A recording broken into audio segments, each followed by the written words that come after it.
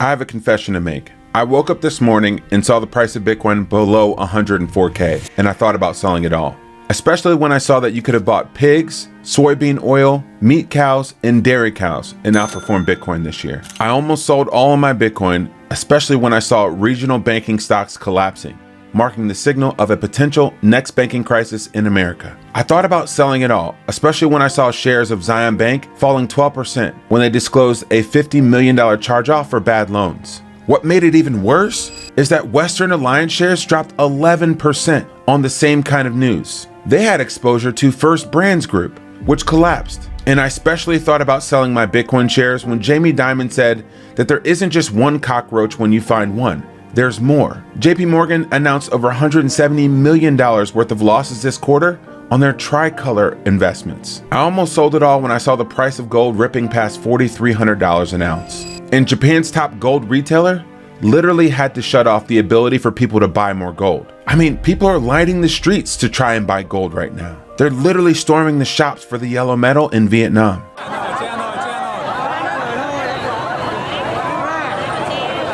And then, like Klay Thompson, I had to wake myself up to what was actually going on. Early games here in the season as they try with these lineups. I don't really know what Klay's doing here, but he's getting ready to play. Hyped. He's getting ready. I need some of that, Klay. Wake up, zoom out, snap out of it.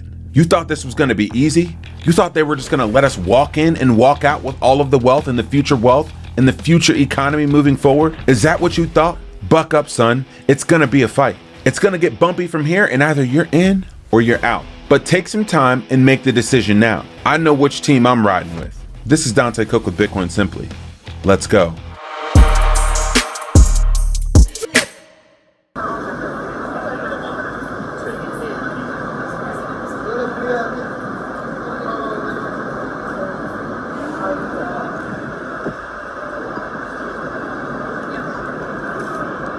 People are literally wrapped around the block to buy gold from bullion shops like this one in Australia. Gold is ripping higher than Brandon Miller on this live from LaMelo right now.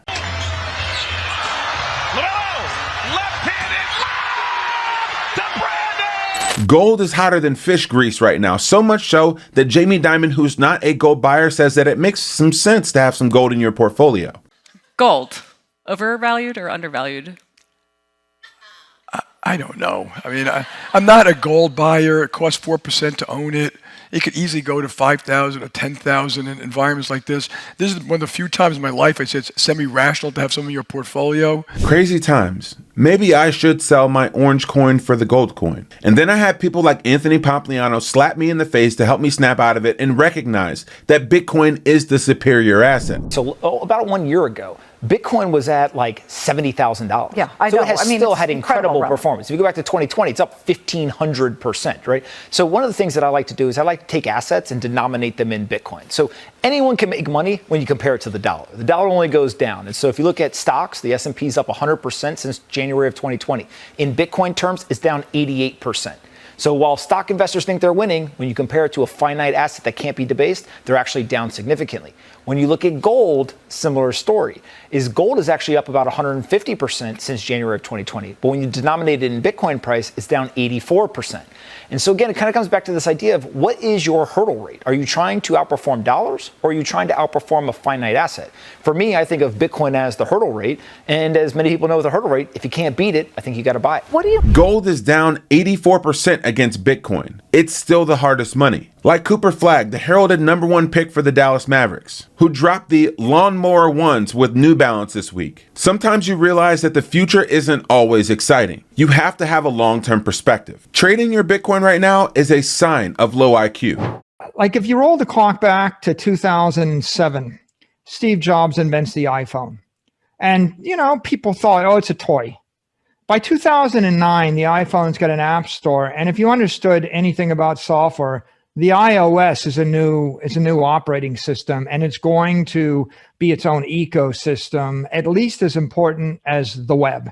And it's going to spawn an entire new generation of applications, right? And the mobile wave is responsible for what, like $5 trillion, 5 to 10 trillion dollars of wealth over the next decade. Can you imagine someone sitting around saying, oh, I get mobile device technology, and you're trying to time the market in Apple stock in 2011? Like you're buying and selling Apple stock in 2011. I'm like, you're like, you want to shake? I'm like, are you out of your mind? I'm trading Facebook stock back and forth between $8 a share and $4 a share and $12 a share. And you just want to do this. Like, do you not understand that one day every single person on the planet is going to have one of these things in their pocket and it's going to go up by a factor of 100, and you're trying to like trade Apple stock between $1.25 and $1.17 and bragging about how you bought it at $1.25 and sold it at $2.11. And have you figured out the consequences of being short the share if it goes up by $100? Like the amount, like, are you out of your mind? Like, because, by the way, like I spent 30 years in the business and I obsess over this every single freaking minute of the day. And I wrote a book on it, right? I wrote the book. I predicted the future. You know, I made $500 million investing in these things, right? And I started, and I put a small amount of capital in. And let me tell you one thing, John, I can't time the market. I have no freaking clue. Saylor says he has no freaking clue when the market is going to rip, and he's not timing the market. And you better be sure that he's not selling. Even though there's rumors from some people out there that there's some Bitcoin treasury companies that try to mimic the Saylor playbook that are in trouble right now. Just rumor. Don't be like Andrew Ross Sorkin in the next 10 years, who said that 10 years ago, he should have just listened to his friends and bought Bitcoin. Bitcoin gold? I'm long the indexes, and no. By the way, I wish I could. I thought for many, many years, it's probably shifted now, but for years upon years, I think Chamath and I have talked about this, I was always worried about buying Bitcoin because I didn't know, I didn't want to be on TV or in the papers. Well, I would do it. I came on CNBC I and I would tell Sorkin to buy it. And I would at sit there. 100 a coin, 200 a coin. And Sorkin would show me a clip of Charlie Munger telling me that it was rat poison. And he would say, Chamath, what do you think?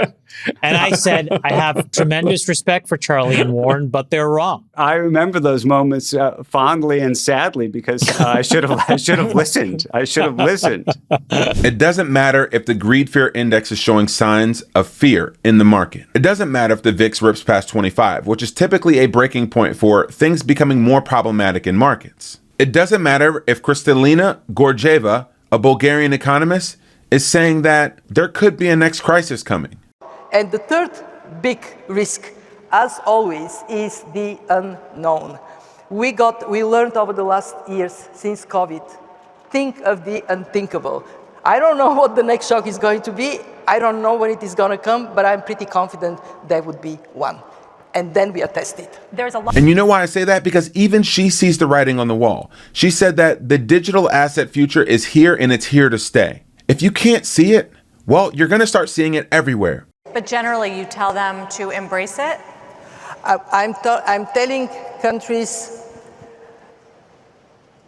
accept reality. Fiat money is moving digital. The developments in crypto, both unbacked and backed, they're happening with exponential speed. So yeah, you can try to lock your country away from this. Good luck with it. So yes, I'm telling my members, understand it and then decide for yourself how you're going to operate in this world. But do not close your eyes to reality. Companies like Square are enabling 4 million merchants to be able to buy Bitcoin or have their customers transact in Bitcoin with no fees. But you're not going to be the ones to sell your Bitcoin because people who own the best assets don't sell those assets. And one of the ways you can unlock liquidity in your Bitcoin without selling your Bitcoin is by working with a company like Ledn, the leader in Bitcoin-backed loans since 2018. Ledn allows you to unlock liquidity in your Bitcoin without selling your Bitcoin. If you want to borrow $2,000 in fiat, well, you post $4,000 in Bitcoin collateral. It's a pretty simple process. There's no credit checks, and loans start at just 12.4%. Fiat is into your account in less than 6 hours, and the application takes just 2 minutes. And you get 0.25% off your first loan by going to learn.ledn.io/simply to get started. Don't sell your Bitcoin. One of the other ways you can continue to grow in your Bitcoin journey is by getting a coach, someone to help you along your Bitcoin journey, to help you to understand how to manage your Bitcoin, how to maintain your Bitcoin, and how to do it privately, safely, securely, and confidently. And that's why we partner with the Bitcoin Way, the leaders in helping you to secure your generational wealth the right way, to help you become a sovereign individual. Schedule a free 30-minute consultation with a coach from their team at thebitcoinway.com/simplybitcoin. One of the things that I do in times like these is I look to people who understand the plumbing of the system, and I see how they're responding and how they're reacting. One of those is David Marcus, the former president of PayPal, the multi-trillion-dollar payment giant who started this whole digital payment thing at the early days of the internet and .com boom.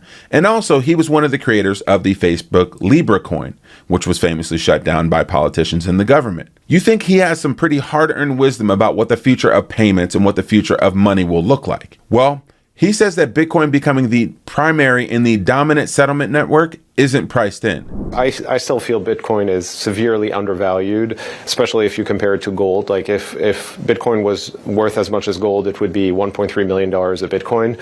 And I think it's just a matter of time. And I also feel like the utility phase of Bitcoin as a neutral settlement network and asset for all of the payments in the world hasn't been priced in at all. So I think it's just still so incredibly early for the asset. Stay calm, stack on, and never forget to zoom out on days like this. Declining trust, cheaper energy, deflation of the dollar, inflation of hard assets, global debt up, asset prices up, government intervention becoming more necessary by the day, going up. None of that has changed. What's your time horizon? Is it 4 years? That should be a minimum. If it's 10 years, that's appropriate. But the right time horizon is forever. Buy the best assets and never sell. The message is pretty simple. Subscribe to the channel when you need that alpha, when you need a pick-me-up, a woosah, a kumbaya for days like this when the market is absolutely insane. And you come to the channel because we hook you up. Like if you're going to the Mining Disrupt Conference, the largest Bitcoin mining expo conference in the world, happening in Dallas, Texas from November 11th through November 13th, well, you can use the promo code SimplyBitcoin for 20% off your tickets. As always, this is Dante Coke with Bitcoin Simply. Happy stacking.